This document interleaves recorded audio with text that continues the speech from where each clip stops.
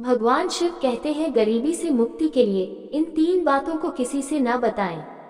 प्रिय भक्तगण, आज हम आपको एक कथा का श्रवण करा रहे हैं जो सुनने मात्र से आपके जीवन में सुख संपत्ति और धन की वर्षा होगी। तो चलिए कथा को प्रारंभ करते हैं। भगवान शिव माता पार्वती से कहते हैं, यह 3 बातें मानव को कभी भी किसी को नहीं बताना चाहिए। जो मानव यह 3 बातें नहीं बताते हैं वह इंसान कभी भी गरीब नहीं रहेगा। फिर माता पार्वती कहती है, हे प्राणनाथ, वह कौन सी 3 बातें हैं जिसे जान लेने से इंसान को कभी भी दुखों का सामना नहीं करना पड़ेगा। फिर भगवान शिव कहते हैं, हे देवी, आज मैं पृथ्वीलोक पर एक सन्यासी का रूप धारण करके यह 3 बातें बताने जा रहा हूँ।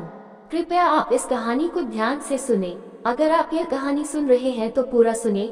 इस कथा को आधा अधूरा छोड़कर जाने की गलती मत करिएगा, क्योंकि इस पवित्र कथा को पूरा सुनने से मनचाहा फल की प्राप्ति होगी।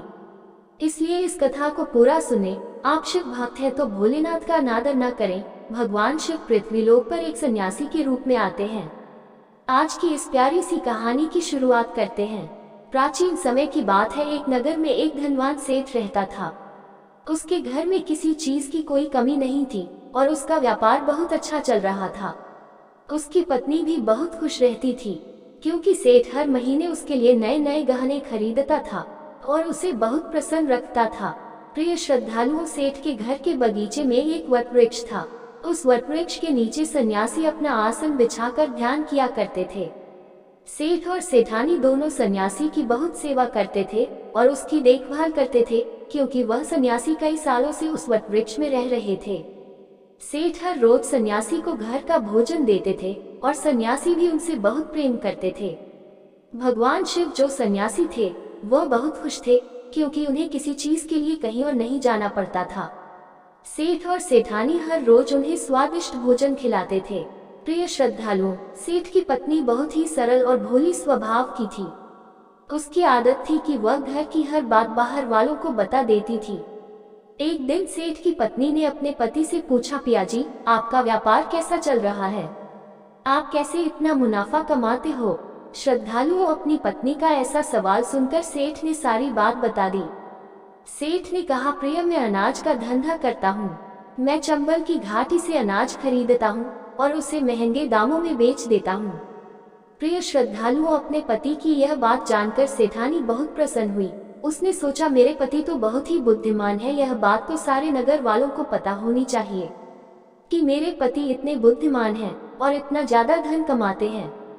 प्रिय श्रद्धालुओं, अब सेठ की पत्नी ने पूरे नगर में यह बात फैला दी कि उनके पति इस तरीके से पैसा कमाते हैं। श्रद्धालुओं, अब क्या था, नगर के कुछ लोगों को जब यह पता चला कि सेठ किस प्रकार धन अर्जित करता है तो वे सभी भी अनाज का धंधा करने लगे। प्रिय श्रद्धालुओं, अब नगर के बहुत से लोग अनाज का व्यापार करने लगे हैं। सेठ जो पहले कम दाम में अनाज खरीदता था, अब वही अनाज महंगे दामों में बिकने लगा है। सेठ का धंधा थोड़ा कम चलने लगता है, उसे मुनाफा नहीं होता और धीरे धीरे वह गरीब होता जाता है। सेठ का पूरा धंधा बैठ जाता है। यह देखकर वह बहुत चिंतित और दुखी हो जाता है। प्रिय श्रद्धालुओं, एक दिन की बात है। सेठ अपने व्यापार की परेशानी से तंग आकर बगीचे में बैठा था। तभी भगवान शिव जो सन्यासी थे वो वहां आते हैं और कहते हैं, सेठ जी, क्या बात है, आज आप कुछ परेशान लग रहे हैं। तब सेठ बताता है, हे संत महात्मा, मेरा व्यापार बहुत मंदा चल रहा है। मुनाफा बहुत कम हो गया है। नगर के बहुत से लोगों ने अनाज का धंधा शुरू कर दिया है, जिससे मेरा धंधा बैठता जा रहा है। भगवान शिव जो सन्यासी थे सेठ की बातें सुनकर कहते हैं, सेठ जी, क्या आपने किसी को बताया था कि आप किस प्रकार अपना धन अर्जित करते हैं, किस प्रकार आप अपनी जीविका चलाते हैं? तब सेठ कहता है, हाँ संत महात्मा, मैंने अपनी पत्नी को सारी बात बताई थी। वो मुझसे पूछ रही थी कि आप इतना धन कैसे कमाते हैं। तब मैंने उसे बताया था कि मैं अनाज का व्यापार करके धन अर्जित करता हूँ। प्रिय श्रद्धालुओं, अब सन्यासी को सारी बात समझ में आ जाती है। सन्यासी कहते हैं, सेठ जी, आपने बहुत बड़ी गलती कर दी है। आपको सेठानी जी से यह बातें नहीं करनी चाहिए थी। आज मैं आपको एक कहानी सुनाता हूँ और इस कहानी के माध्यम से बताऊंगा कि चाहे कितने भी करीबी इंसान हो, यह 3 बातें कभी किसी को नहीं बतानी चाहिए। इससे गरीबी आपके आसपास भी नहीं भटकेगी। प्रिय श्रद्धालुओं, अब सन्यासी जो भगवान शिव थे वह अपनी कहानी प्रारंभ करते हैं। सन्यासी कहते हैं, सेठ जी, एक समय की बात है। एक नगर में एक गरीब आदमी रहता था। वह इतना गरीब था कि अपने परिवार के लिए ठीक से भोजन भी नहीं जुटा पाता था। फिर सन्यासी कहते हैं, सेठ जी, गरीबी मनुष्य के लिए एक अपमानकारी दुख था।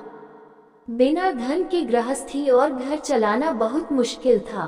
फिर सन्यासी आगे कहते हैं, सेठ जी, वह गरीब आदमी जैसे तैसे अपने घर वालों का पेट पाल रहा था। कभी उनको भोजन मिल जाता था तो कभी भूखे पेट ही सोना पड़ता था।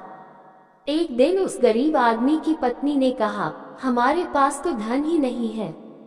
सुबह को खा ले तो शाम की उम्मीद नहीं है, शाम को खा ले तो सुबह की उम्मीद नहीं है। आखिर ऐसे कब तक चलेगा? मैं जैसे तैसे करके घर चला लूंगी, लेकिन आप धन कमाने के लिए परदेश चले जाए। इस प्रकार से हमारे परिवार का गुजारा नहीं चलेगा। मनुष्य के पास चाहे कितना ही धन हो, लेकिन अगर उसके पास कोई काम नहीं है तो वह धन भी बेकार होता है। अगर हम कुछ नहीं करेंगे तो अपने बच्चों को कैसे पालेंगे? भूखे मरने से अच्छा है कि किसी की छोटी मोटी मजदूरी ही कर ले। अब पत्नी के बार बार कहने पर वह गरीब आदमी धन कमाने की आस लेकर घर से निकल पड़ा। वह जंगलों के रास्ते से प्रदेश के लिए रवाना हुआ। चलते चलते वह एक जंगल में पहुंच गया। दूर की यात्रा तय करके जा रहा था। बेचारा थक चुका था तो उसने देखा कि आगे एक छायादार बरगद का पेड़ है। उस पेड़ की लंबी लंबी शाखाएं थी, उसकी जड़ें जमीन को छू रही थी। शीतल छाया देखकर वह बेचारा गरीब आदमी उस पेड़ के नीचे बैठकर आराम करने लगा। प्रिय श्रद्धालुओं, सन्यासी आगे कहते हैं, वह गरीब आदमी वह बरगद के नीचे आराम से लेटा हुआ था। तभी उसने देखा कि कहीं से एक सांप आया और वह सांप उसी पेड़ पर चढ़ गया। गरीब आदमी उस सांप को गौर से देख रहा था। सोचने लगा कि यह सांप इस बरगद पर क्यों चढ़ रहा है और अब क्या करेगा। तभी उसने देखा कि उस पेड़ की डाल पर तोता और मैना का घोंसला था। घोंसले में तोता और मैना के बच्चे रखे हुए थे। सांप को देखकर तोता और मैना के बच्चे डर के मारे चिल्लाने लगे। वह गरीब आदमी देखते ही समझ गया कि यह दुष्ट सांप इन बच्चों को खाने आया है। सोचने लगा कि मैंने तो इन बच्चों को देख लिया है, अगर अब मैं इन्हें नहीं बचाता हूँ तो मुझे बहुत पाप लगेगा। बच्चे तो बच्चे ही होते हैं, चाहे वे इंसान के हो या किसी पक्षी के। बच्चों की हमेशा रक्षा करनी चाहिए। उधर एक सर्प उन बच्चों के पास पहुंच जाता है। तभी वह गरीब आदमी उठता है और फटाफट बरगद के पेड़ पर चढ़ जाता है। उसने उस सर्प को मार गिराया और नीचे फेंक दिया। फिर उसी बरगद के नीचे आकर लेट गया। तोता और मैना के बच्चे अपनी रक्षा करने वाले उस गरीब आदमी को मन ही मन बहुत दुआएं देने लगे। श्रद्धालुओं, उसी समय तोता और मैना अपने बच्चों के पास आते हैं। अपने माता पिता को पास आया देख तोता और मैना के बच्चे बहुत खुश होते हैं और उन्हें पूरी घटना बताते हैं कि आज इस वृक्ष के नीचे जो इंसान लेटा है वह हमारे लिए देवदूत बनकर आया है। हमें खाने के लिए एक भयंकर सर्प आया था। इसी इंसान ने उस भयानक सर्प को मारकर हमारे प्राण बचाए हैं। हम इसके ऋणी हो गए हैं। अगर यह इंसान उस सर्प को नहीं मारता तो आज हम घोंसले में जीवित नहीं होते। इसका हम पर बड़ा एहसान हो गया है। अपने बच्चों के मुख से उस मुसाफिर की प्रशंसा सुनकर तोता और मैना बहुत खुश होते हैं। तोता और मैना उस गरीब आदमी के पास पहुंच जाता है और कहता है, हे मनुष्य, तुमने आज हमारे बच्चों की जान बचाकर हमें अपना ऋणी बना लिया है। आप कौन हो और कहाँ जा रहे हो? तोता और मैना के पूछने पर वह गरीब आदमी कहता है, हे पक्षियों, मैं एक गरीब आदमी हूँ और धन कमाने के लिए परदेश जा रहा था। सफर का थका हारा था तो इस बरगद की छाया में बैठकर आराम करने लगा। तब मैंने देखा कि एक दुष्ट सर्प तुम्हारे बच्चों को खाने के लिए तुम्हारे घोंसले के पास जा रहा था। मैंने उसे मार डाला। फिर तोता और मैना बोले, भाई, तुमने हम पर बहुत बड़ा उपकार किया है। संसार में सबसे बड़ी खुशी बच्चों से होती है। बच्चों से अधिक प्रिय तो किसी को कोई नहीं होता। आप भी तो धन कमाने अपने बच्चों के लिए ही जा रहे हैं। अब आपने हमारे बच्चों की जान बचाई है तो हम आपके बच्चों की भूख मिटाना चाहते हैं। तब उन्होंने बताया, हम दोनों तोता और मैना नाम के पक्षी हैं। हम हमेशा कीमती मोती खाते हैं और हमने सुना है कि यह मोती मनुष्यों के लिए बहुत मूल्यवान होते हैं। हम तुम्हें कुछ मोती देते हैं, तुम उन्हें बेचकर बाजार से कुछ खाने पीने का सामान ले आओ और आज से तुम यहीं रहकर हमारे बच्चों की देखभाल करते रहना। हम तुम्हें इसी तरह से रोज यह कीमती मोती लाकर देते रहेंगे। तोता और मैना की बात सुनकर वह गरीब आदमी खुश हो गया। सोचता है कि अगर हमें यही धन मिलेगा तो हम बाहर क्यों जाएंगे। प्रिय श्रद्धालुओं, वह आगे कहता है कि सेठ जी, वह गरीब आदमी तोता से कुछ मोती लेकर बाजार गया और अपने खाने पीने का सामान खरीद लाया। उस वृक्ष के नीचे उसने एक झोपड़ी बना ली और वहीं रहने लगा और तोता मैना के बच्चों की देखभाल करने लगा। अब तो तोता और मैना निश्चिंत हो गए। उन्हें उनके बच्चों की रक्षा करने वाला मिल गया था। अब वे निश्चिंत होकर भोजन के लिए सुबह अपने घोंसले से उड़ जाते थे और शाम को लौट कर आते थे। अपने बच्चों को घोंसले में सुरक्षित देखकर वे बहुत खुश होते थे और उस गरीब आदमी का धन्यवाद करते थे और उसे कुछ मोती लाकर देते थे। इस तरह से धीरे धीरे तोता और मैना की नौकरी करते हुए उस गरीब व्यक्ति को 2 महीने बीत गए थे। इधर तोता और मैना के बच्चे भी बड़े हो गए। अब उस गरीब आदमी को अपनी पत्नी और बच्चों की याद आने लगी। एक दिन उसने तोता और मैना से कहा कि हम अपने घर जाना चाहते हैं। पता नहीं हमारी पत्नी और बच्चे कैसे हैं।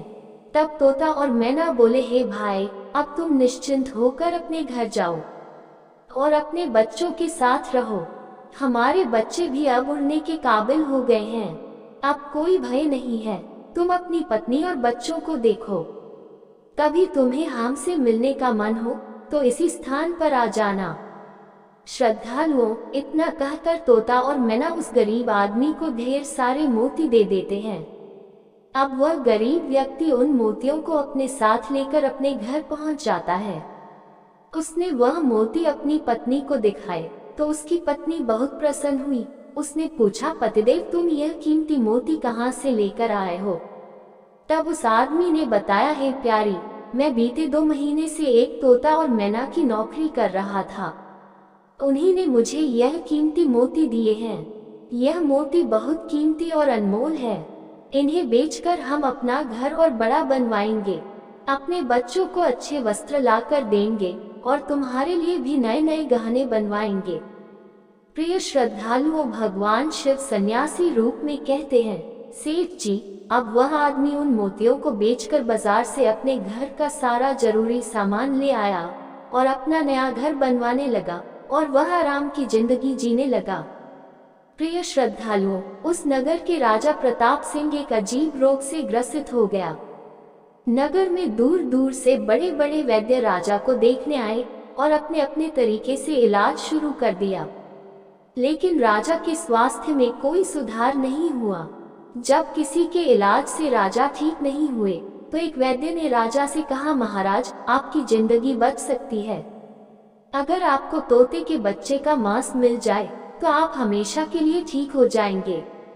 इस प्रकार वैद्य की बात सुनकर राजा प्रताप सिंह ने अपने राज्य में घोषणा करवा दी कि जो कोई उसे तोता ला कर देगा उसे सोने के सिक्के दिए जाएंगे। प्रिय श्रद्धालु, धीरे धीरे यह बात पूरे राज्य में फैल गई। सब लोग तोते की तलाश में इधर उधर लग गए, पर किसी को भी तोता नहीं मिला। एक दिन गरीब आदमी की स्त्री अपने पड़ोस में कुछ स्त्रियों के साथ बैठकर बात कर रही थी। कुछ घर गृहस्थी की बातें हो रही थी। बातों ही बातों में तोते की चर्चा छिड़ गई। एक स्त्री बोली, बहन, क्या तुम्हें पता है कि राजा साहब ने तोते का बच्चा लाने का आदेश दिया है? तोता लाना कोई आसान काम नहीं है। जब गरीब आदमी की पत्नी ने सुना कि राजा साहब बीमार हैं और उन्होंने घोषणा की है कि जो कोई उन्हें तोता का बच्चा लाकर देगा उसे सोने के सिक्कों से मालामाल कर देंगे। यह सुनकर उस गरीब आदमी की पत्नी ने कहा, अरे बहनों, तोता लाना कौन सी बड़ी बात है।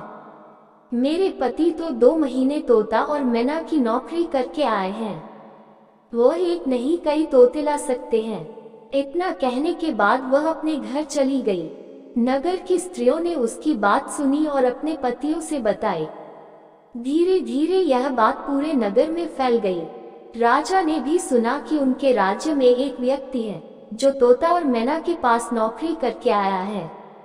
राजा ने अपने सैनिकों को आदेश दिया कि उस आदमी को पकड़ कर लाएं और उससे कहे कि वह एक तोता का बच्चा ला कर दे। राजा ने कहा, इसके बदले हम तुम्हें मुंह मांगा इनाम देंगे। यह सुनकर वह आदमी घबरा गया और बोला, महाराज आप मेरे प्राण ले लो, पर मैं आपको तोता का बच्चा लाकर नहीं दे सकता। मैंने तो उनकी जान बचाई थी। एक रक्षक भक्षक कैसे बन सकता है। उसके इनकार करने पर राजा प्रताप सिंह बहुत नाराज हुए और बोले, अगर तुमने हमारी बात नहीं मानी और तोता का बच्चा लाकर नहीं दिया तो हम तुम्हारी पत्नी और बच्चों को मरवा देंगे। प्रिय श्रद्धालुओं, फिर भगवान शिव रूपी सन्यासी कहते हैं कि मनुष्य सबसे ज्यादा कमजोर तब पड़ता है जब उसके बच्चों की सुरक्षा की बात आती है। ऐसे में वह कुछ भी करने को मजबूर हो जाता है। राजा की बात सुनकर वह गरीब आदमी बहुत घबरा गया। उसने सोचा कि अब मुझे किसी भी तरह तोते का बच्चा लाकर राजा को देना ही होगा। वह घर आया और अपनी पत्नी को डांटने लगा, तुमने यह क्या कर दिया।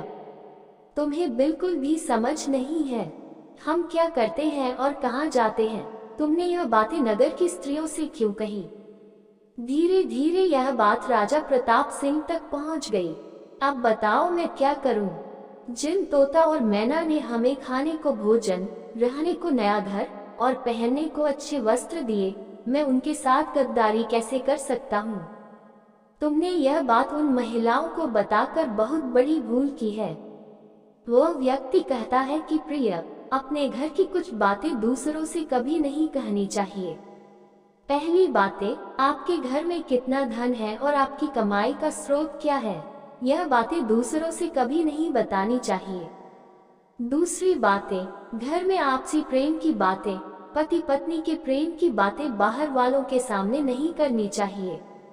तीसरी बातें, आपसी लड़ाई झगड़े, मतभेद, मान अपमान की बातें कभी दूसरों के सामने नहीं करनी चाहिए, वरना लोग हमारी गुप्त बातें जानकर, हमारी कमजोरी को समझकर हमारा फायदा उठाते हैं। चौथी बातें, अपनी कमजोरी दूसरों के सामने ना बताएं और अपनी उन्नति का राज किसी को ना बताएं। जिन बातों को कहने से आपके परिवार पर दुख आ सकता है, वे बातें कभी बाहर नहीं करनी चाहिए। खासकर उन बातों को अपनी स्त्री से ना कहे। जिन बातों से घर की मान प्रतिष्ठा नष्ट होती हो, परिवार पर संकट आता हो, किसी की जान जाती हो, परिवार में फूट पड़ती हो या आपके रिश्ते खराब होते हो। क्योंकि कहते हैं कि स्त्रियों के पेट में इस तरह की बातें पचती नहीं है। अब वह गरीब आदमी बोला, प्रिय, तुम्हारी यह गलती आज हमारे परिवार को मौत के मुंह में डाल रही है। यदि तुमने इस बात को छुपा लिया होता तो आज हम निर्भय होकर अपने घर में आनंद की जिंदगी जी रहे होते। अब राजा की आज्ञा है तो तोता का बच्चा लाकर राजा को देना ही पड़ेगा, लेकिन ऐसा करने से मैं पापी कहलाऊंगा। जिन बच्चों की मैंने इतने दिन देखभाल करी, जिन्हें मैंने मरने से बचाया, अब मैं उन्हें किस प्रकार मौत के मुंह में डाल सकता हूँ। पत्नी कहने लगी, पति देव, अब जो भी हो, लेकिन हमें अपनी और बच्चों की जिंदगी बचानी है तो आपको यह पाप करना ही पड़ेगा। प्रिय श्रद्धालुओं, अब तो बड़ा लाचार होता हुआ वह गरीब आदमी जंगल की ओर चल पड़ा था, जहाँ वह तोता के बच्चों की देखभाल करता था। उधर जब तोता और मैना और उनके बच्चों ने उस गरीब आदमी को अपने पास आता हुआ देखा तो वे बड़े खुश होने लगे। अपने बच्चों को अत्यंत खुश देखकर तोता और मैना कहने लगे, अरे बच्चों, तुम इतने खुश क्यों हो रहे हो। वो तो तुम में से किसी एक को लेने आ रहा है। तुम में से कौन है जो आज उसके साथ जाकर उसकी और उसके बच्चों की जान बचाएगा। फिर तोता कहता है कि बच्चों, लेकिन एक बात याद रखना, तुम में से जो भी उसके साथ जाएगा वह कभी लौट कर नहीं आएगा, वह नगर के राजा का भोजन बन जाएगा।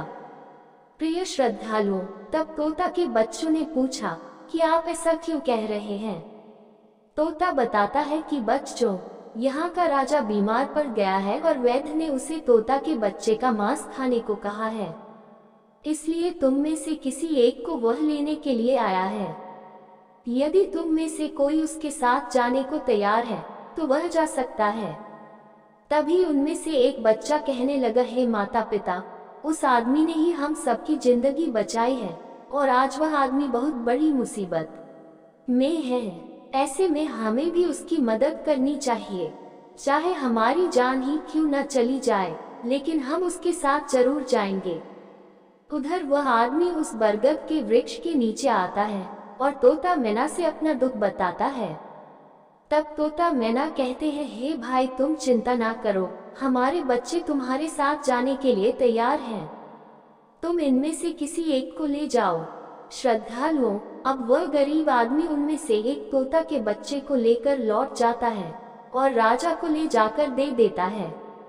राजा उस तोते के बच्चे को एक पिंजरे में बंद करता है और अपने नौकर को रखने के लिए कहता है। राजा कहता है कि हम इसे सुबह निकालेंगे और फिर इसके मांस को खा जाएंगे। प्रिय श्रद्धालुओं, अब क्या होता है कि राजा प्रताप सिंह का एक बेटा था जो पशु पक्षियों से बहुत प्रेम करता था। उसे यह नहीं पता था कि यह तोता उसके पिता के खाने के लिए लाया गया है। वह अपने मित्रों के साथ उसी जगह पर खेल रहा था जहां तोते का बच्चा पिंजरे में कैद था। राजकुमार ने जब एक सुंदर तोते को पिंजरे में बंद देखा तो वह उसके साथ खेलने लगा। तभी राजकुमार का एक मित्र कहता है, मित्र, तुम इस पक्षी को बाहर निकालो, यह कितना सुंदर तोता है, पिंजरे में इसका रहना बिल्कुल सही नहीं है, हम इसे आजाद कर देते हैं। अपने मित्र की बातें सुनने के बाद राजकुमार ने उस तोते के बच्चे को पिंजरे से बाहर निकाल देता है। जैसे ही वह पिंजरा खोलता है, तोता का बच्चा आकाश में उड़ जाता है। धीरे धीरे यह बात राजा तक पहुंची कि आपके राजकुमार ने उस तोते को छोड़ दिया है। अब आपके प्राण बचाना बड़ा ही मुश्किल है। यह सुनकर राजा को बहुत गुस्सा आया। उन्होंने तुरंत राजकुमार को बुलाया और गुस्से में कहा, अरे नादान पुत्र, तूने उस तोते के बच्चे को क्यों छोड़ दिया। राजकुमार बहुत घबरा गया और बोला, पिताजी, मुझे क्या पता था कि वह उड़ जाएगा, मैं तो उसके साथ खेलना चाहता था। अपने पुत्र की बात सुनकर राजा को और भी गुस्सा आया। उन्होंने उसे नगर से निकालने का आदेश दे दिया। प्रिय श्रद्धालुओं, अब राजा के सैनिक राजकुमार को नगर की सीमा से बाहर छोड़ देते हैं। उधर वह तोते का बच्चा उड़कर अपने माता पिता के पास पहुंचता है और उन्हें सारी बात बताता है कि राजा के बेटे ने उसे आजाद कर दिया है। तोता और मैना ने जब अपने बच्चे को देखा तो कहा, पुत्र, राजा के बेटे ने तुम्हें तो आजाद कर दिया, लेकिन वह खुद संकट में फंस गया है। उसके दुष्ट पिता ने उसे नगर से बाहर निकाल दिया है। अब उसकी जिंदगी की जिम्मेदारी तुम्हारे ऊपर है, तुम जाओ और उसकी मदद करो। प्रिय श्रद्धालुओं, तोता राजकुमार की मदद करने के लिए उसके पास पहुंच जाता है। राजकुमार उसे देखते ही पहचान लेता है, यह तो वही पक्षी है जिसे मैंने पिंजरे से आजाद किया था। राजकुमार कहता है, तुम्हारी वजह से मुझे मेरे पिता ने नगर से निकाल दिया है। अब तुम ही बताओ मैं क्या करूं, कहां जाऊं। तोता कहता है, मित्र, तुम चिंता मत करो, तुमने मेरी जान बचाई थी, इसलिए मैं तुम्हारी मदद करने आया हूँ। दुख सुख में अब मैं तुम्हारे साथ ही रहूंगा। श्रद्धालुओं, अब राजकुमार खुश हो जाता है क्योंकि उसे कम से कम एक साथी तो मिल ही गया था। अब तोता और राजकुमार दोनों एक दूसरे नगर में घूमने लगते हैं। चलते चलते वे दोनों एक सुंदर बगीचे में पहुंच जाते हैं। उसी बगीचे में वहां के राजा की पुत्री भी अपनी सहेलियों के साथ घूमने आया करती थी। उस राज्य के राजा की कन्या का नाम रूपमती था। राजकुमारी रूपमती बहुत ही सुंदर थी और उसकी खूबसूरती की चर्चा पूरे नगर में होती थी। राजकुमार और तोता उस बगीचे में बैठे हुए थे। तभी वहां राजा की कन्या रूपमती अपनी सहेलियों के साथ बगीचे में घूमने आती है। राजकुमारी को देखकर राजकुमार वृक्ष के पीछे छुप जाता है और तोता राजकुमारी के सामने पहुंच जाता है। राजकुमारी उस सुंदर तोता को देखकर मोहित हो जाती है। वो उसे पकड़ना चाहती है, लेकिन तोता उसकी पकड़ में नहीं आता। यहाँ राजकुमार राजकुमारी रूपमती की सुंदरता पर मोहित हो जाता है। प्रिय श्रद्धालुओं, कुछ समय बगीचे में टहलने के बाद राजकुमारी अपने महल में लौट जाती है। राजकुमार पूरी तरह से राजकुमारी पर मोहित हो गया था। अब तो उसे एक पल भी अच्छा नहीं लग रहा था। तब तोता ने कहा, मित्र तुम चिंता मत करो, तुम जिसे चाहने लगे हो मैं तुम्हें उससे मिलवा दूंगा। राजकुमार बोला, मित्र तुम मुझे किसी भी तरह उस राजकुमारी से मिला दो, मैं उसके बिना अब रह नहीं पाऊंगा। तोता बोला, मित्र तुम मुझ पर भरोसा रखो, मैं पता लगा कर आता हूँ कि राजकुमारी कहाँ रहती है और तुम उससे कैसे मिल सकते हो। प्रिय श्रद्धालुओं, अब तोता राजकुमारी रूपमती के पास जाता है। राजकुमारी के महल में चारों तरफ सैनिक तैनात थे, लेकिन तोता उड़ता हुआ ऊपर से जाता है और जाकर राजकुमारी के कक्ष के बाहर बैठ जाता है।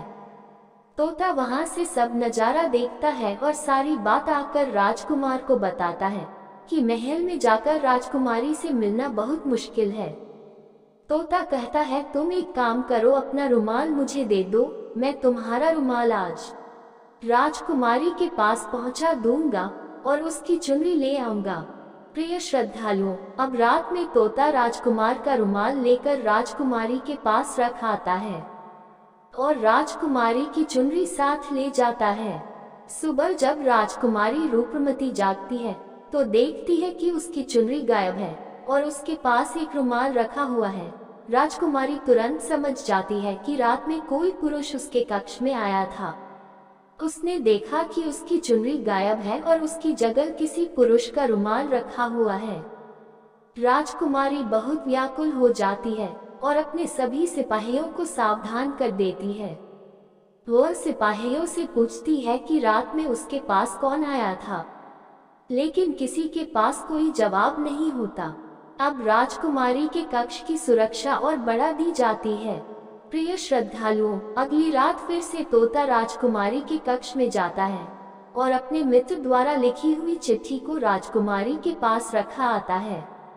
अगले दिन जब राजकुमारी जागती है और चिट्ठी पढ़ती है तो उसमें लिखा होता है कि राजकुमारी, मैंने जब से तुम्हें देखा है तब से मैं तुम्हारा हो गया हूँ। मैं तुमसे विवाह करना चाहता हूँ। अगर तुम्हें मुझसे मिलना है तो तुम अपने बगीचे में आ जाना, मैं तुम्हें वहाँ मिल जाऊंगा। अब राजकुमारी अपनी सहेलियों को लेकर बगीचे में जाती है, लेकिन वहाँ उसे कोई पुरुष नजर नहीं आता। वहाँ तो सिर्फ वही तोता घूम रहा होता है जिसे उसने उस दिन देखा था। तोता राजकुमारी से कहता है, राजकुमारी, तुम जिसे देख रही हो मैं तुम्हें उससे मिला सकता हूँ, लेकिन पहले तुम मुझे वचन दो कि तुम यह बात अपने पिता से नहीं कहोगी और मेरे मित्र को बंदी नहीं बनाओगी। राजकुमारी ने वचन दिया कि वह उसे बंदी नहीं बनाएगी। मुझे उससे मिलाओ, मैं भी देखना चाहती हूँ कि वह कौन है जो इतने सख्त पहरे के बावजूद भी मेरे कक्ष में पहुंच गया। तब तोता ने अपने मित्र राजकुमार को बुलाया। श्रद्धालुओं, राजकुमार भी देखने में बहुत सुंदर था। उसकी सूरत देखकर राजकुमारी भी उस पर मोहित हो गई। तब राजकुमार आता है और राजकुमारी के पास बैठकर बड़े ध्यान से उसके सुंदर चेहरे को निहारने लगता है। राजकुमारी ने पूछा, तुम कौन हो और इतने कड़े पहरे के बाद भी तुम मेरे कक्ष तक कैसे पहुंच गए? राजकुमार बोला, प्रिय, जब दिल में प्रेम होता है तो कोई भी कार्य असंभव नहीं होता। जब से मैंने तुम्हें देखा है तब से मैं तुम्हें प्रेम करने लगा हूँ और तुमसे विवाह करने की इच्छा रखता हूँ। श्रद्धालुओं, जब राजकुमारी ने पूछा कि तुम कौन हो और कहाँ से आए हो, तब राजकुमार ने अपनी पूरी कहानी उसे सुनाई। राजकुमार की कहानी सुनने के बाद राजकुमारी के मन में उसके लिए सहानुभूति हो गई। अब तो रोजाना राजकुमारी रूपमती उस राजकुमार से मिलने उस बगीचे में आया करती थी। एक दिन राजकुमारी ने कहा, राजकुमार, मेरे पिता तुम्हारे साथ मेरा विवाह कभी नहीं करेंगे, इसलिए मैं तुम्हारे साथ भाग चलती हूँ और कहीं दूसरी जगह चलकर हम अपना विवाह कर लेंगे और आनंद पूर्वक रहेंगे। प्रिय श्रद्धालुओं, अब वही होता है। राजकुमारी उस राजकुमार के साथ घोड़े पर सवार होकर भाग जाती है और काफी दूर जाने के बाद वे एक झोपड़ी बनाते हैं और विवाह करके दोनों साथ रहने लगते हैं। दोनों को रहते रहते बहुत समय बीत जाता है और वह तोता भी उन्हीं के साथ रहता है। प्रिय श्रद्धालुओं, भगवान शिव रूपी सन्यासी कहते हैं, सेठ जी, उस राजकुमार की झोपड़ी में किसी तरह से आग लग जाती है और उसी आग को बुझाने के चक्कर में उस तोते का एक पंख जल जाता है। तब तोता ने कहा, देखो मित्र, अब आप अपने घर चले जाए। अब आपके पिता का गुस्सा भी शांत हो चुका होगा। अब आपके पिता आपसे कुछ नहीं कहेंगे। जब वह आपको अपनी बहू के साथ देखेंगे तो वह आपको माफ कर देंगे। मेरा तो एक पंख जल गया है, मैं अब उड़ नहीं सकता, इसलिए मैं कुछ दिन तक यहीं रहकर अपने पंख होने का इंतजार करता हूँ। जब मेरा पंख दोबारा उग जाएगा तो मैं आपसे मिलने के लिए जरूर आऊंगा। प्रिय श्रद्धालुओं, इस प्रकार से वो दोनों राजकुमार और उसकी पत्नी अपने नगर के लिए चल देते हैं। चलते चलते रास्ते में एक नदी पड़ती है। उस नदी पर एक नाविक नाव चलाता था। राजकुमार अपनी पत्नी को लेकर नाव में बैठ जाता है। जैसे ही नाव नदी के बीच में पहुंचती है तो राजकुमार देखता है कि एक चूहा बार बार नाव पर चढ़कर आता है, लेकिन वह नाविक उसे हटाकर नदी में गिरा देता है। कई बार उस चूहे को नाविक ने हटा देता था। तब राजकुमार कहने लगा, अरे यह बेचारा इस प्रकार से तो जल में डूबकर मर जाएगा। ये अपने प्राणों की रक्षा करने के लिए इस नाव पर चढ़ रहा है, इसे चढ़ जाने दो। जब राजकुमार ने नाविक से कहा कि आप इस चूहे को चढ़ जाने दें, तो राजकुमार के कहने पर उस नाविक ने उस चूहे को अपनी नाव पर चढ़ जाने दिया। जैसे ही चूहा नाव के अंदर गया, वह अंदर जाकर छुप गया। थोड़ी देर बाद उन्होंने देखा कि नाव के अंदर धीरे धीरे पानी आने लगा। प्रिय श्रद्धालुओं, उसी चूहे ने नाव को काटकर उसमें छेद कर दिया था, जिससे नाव में पानी भरने लगा। जब नाव में पानी बढ़ने लगा तो नाव पानी में डूबने लगी। धीरे धीरे जब नाव पूरी तरह डूब गई तो उसी समय राजकुमारी और राजकुमार पानी में बहने लगे। पानी के बहाव से राजकुमार बहुत दूर पहुंच गया और राजकुमारी रूपमती भी उसी पानी में बहती हुई राजा के बगीचे में जा पहुंची।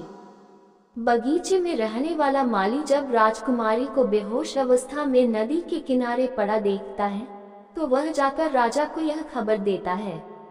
राजा जब सुंदर लड़की को देखता है तो वह उस पर मोहित हो जाता है और सुंदर राजकुमारी को देखकर उसे अपने महल में ले आता है और राजा वैद्य से उसका इलाज करवाता है।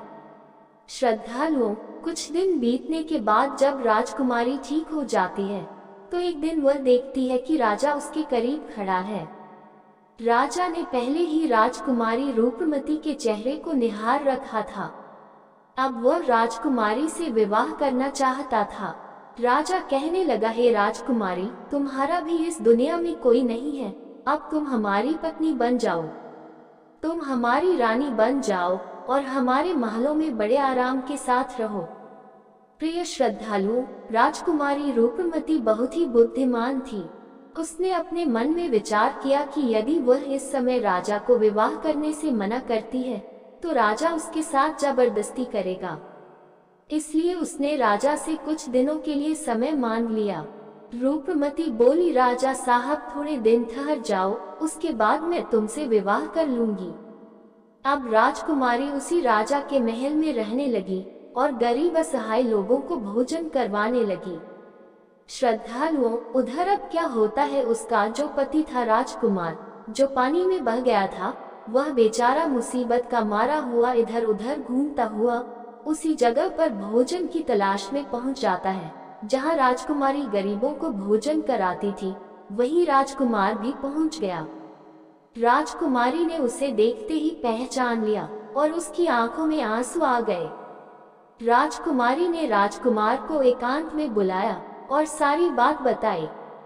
उसने कहा, हे स्वामी, आप यहाँ आराम से रहिए और इसी राजा की नौकरी कीजिए। जब हमें मौका मिलेगा तब हम यहाँ से भाग चलेंगे। श्रद्धालुओं, राजकुमार उसकी बात से सहमत हो गया और राजा का नौकर बनकर महल में रहने लगा। वो राजकुमारी रूपमती की सहायता करने लगा और गरीबों को भोजन परोसने लगा। लेकिन राजा को यह नहीं पता था कि राजकुमार उसका पति है। राजा तो उसे अपना नौकर समझता था। प्रिय श्रद्धालुओं, इस प्रकार राजकुमारी रूपमती राजकुमार के साथ पक्षियों को दाना चुगाती थी। एक दिन वही तोता राजकुमारी के यहाँ दाना चुगने आया। अब उसके नए पंख निकल आए थे। जब उसने दाना चुगने आया तो राजकुमार और राजकुमारी को पहचान लिया। राजकुमारी रूपमती ने तोता को देखा तो उसकी आंखों में आंसू झलक आए। उन्होंने तोता को पूरी कहानी सुनाई कि वे इस प्रकार से यहाँ फंस चुके हैं और राजा को भी नहीं पता कि वे पति पत्नी हैं। तब तोता कहने लगा, हे राजकुमार, आप चिंता मत करो, आज रात राजा के सभी सैनिक सो जाएंगे, तब हम तुम्हें यहाँ से निकालकर तुम्हारे पिता के घर पहुँचा देंगे। प्रिय श्रद्धालु, वही हुआ जो होना था। जब रात होती है तो राजा के सभी सिपाही गहरी नींद में सो जाते हैं। जब सभी सैनिक सो गए तो उसी समय राजकुमारी और राजकुमार महल से निकल पड़े। रात के अंधेरे में वे राजकुमार अपने पिता प्रताप सिंह के राज्य में पहुंच गया। राजकुमार अपनी पत्नी को साथ लेकर अपने पिता के पास पहुंचा। उन्हें देखकर राजकुमार का पिता बहुत प्रसन्न हुआ। उसे अपनी करनी पर पश्चाताप हुआ कि उसने अपने पुत्र को नगर से निकालकर बहुत बुरा किया। वह बार बार अपने पुत्र से क्षमा मांगता है। तब राजकुमार ने बताया, हे पिताजी, मेरी रक्षा उसी तोते ने की जिसे आप मारकर खाना चाहते थे। उसी ने मेरे प्राण बचाए हैं और मुझे शत्रुओं से छुटकारा दिलाया है। राजकुमार के मुख से तोते की बात सुनकर राजा बहुत प्रसन्न हुआ और उसी दिन से राजा ने प्रण किया कि आज से हमारे राज्य में कोई भी पशु पक्षियों को नहीं मारेगा और सभी लोग उन्हें दाना देंगे। प्रिय श्रद्धालुओं, इतनी कहानी सन्यासी सेठ जी को सुनाते हैं और बताता है कि देखा सेठ जी, इस प्रकार कुछ बातें बताने पर जीवन में घोर संकट आ सकता है, इसलिए यह बातें किसी को भी नहीं बताना चाहिए। जैसे आपने अपनी पत्नी को बताया कि आप किस प्रकार धन अर्जित करते हैं और आज आपका व्यापार खतरे में है। प्रिय श्रद्धालुओं, सेठ जी को अपनी गलती का एहसास होता है और वह अपनी पत्नी को समझाते हैं कि तुम इन बातों को किसी को मत बताया करो। फिर भगवान शिव कहते हैं, हे देवी, हमारी आज की यह कहानी यही समाप्त होती है। इस वीडियो को बोलते समय कोई त्रुटि हो तो मैं क्षमा चाहती हूँ। उम्मीद है आप सभी को यह वीडियो अच्छी लगी होगी। अगर आप शिव के सच्चे भक्त हैं तो चैनल को सब्सक्राइब और वीडियो को लाइक करके कमेंट में हर हर महादेव लिख दीजिए।